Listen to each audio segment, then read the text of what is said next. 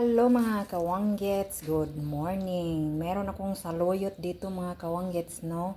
Ito ay gagawin nating saluyot smoothie.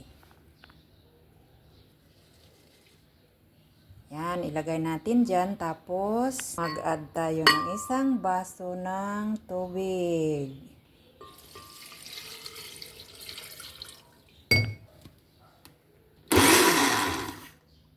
Dahil konti lang ang ating saluyot, para siyang sabaw mga kawanggets, no?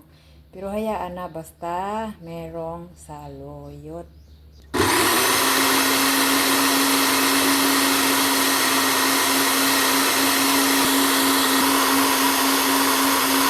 Tapos na mga kawanggets, ngayon ay ibalik natin sa baso para ating laklakin mga kawanggets, no?